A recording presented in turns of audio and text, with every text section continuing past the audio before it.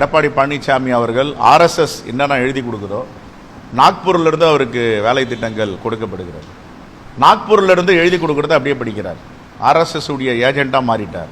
நான் கேட்குறேன், அறநிலையத்துறை சார்பாக செய்கிற பணிகளை கோவிலுடைய நிர்வாகம், கோவிலுடைய ஆலயங்களுடைய மக்கள் கொடுக்கின்ற உண்டியல் நிதி, நன்கொடை, இதை வைத்து கல்வி கண் திறந்த பெருந்தலைவர் காமராஜுடைய வழியில் கல்லூரிகள், பள்ளிக்கூடங்கள் கட்டப்படுகின்றன. இதில் என்ன பிரச்சனை?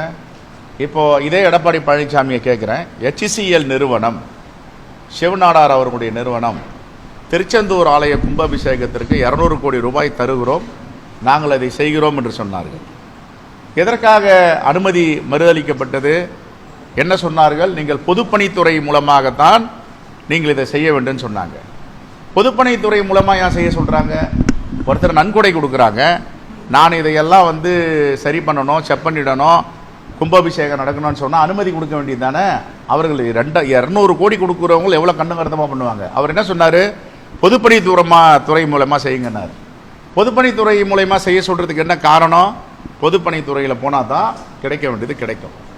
சிவநாடாருக்கு கொடுத்தா HCL மூலமாக கிடைக்காது. ஆனால் நம்முடைய அரசு, மாண்புமிகு முதலமைச்சருடைய வழிகாட்டுதலும் மாண்புமிகு அறநிலையத்துறை அமைச்சர் HCL நீங்களே பண்ணுங்க, பொதுப்பணித்துறை மூலமாக செய்ய வேண்டிய அவசியம் இல்லைன்னு கொடுத்தாங்க.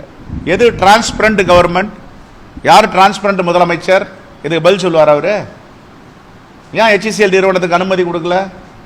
அந்த திருச்செந்தூர் முருகன் தான் பார்த்துட்டு இருக்காரு. 2026 தேர்தலில் தமிழ்நாட்டுக்கு செய்கின்ற துரோகம், தமிழ்நாட்டு மக்களுக்கு RSS BJP கூட சேர்ந்து கொண்டு செய்கின்ற துரோகம், அடுத்த தலைமுறையான பள்ளி கல்வித்துறைக்கு செய்கின்ற துரோகம் அனைத்திற்கும் திருச்செந்தூர் முருகன் சூர சம்மாரம் 2026 தேர்தலில் அதிமுகவும் BJPயும் செய்வார்.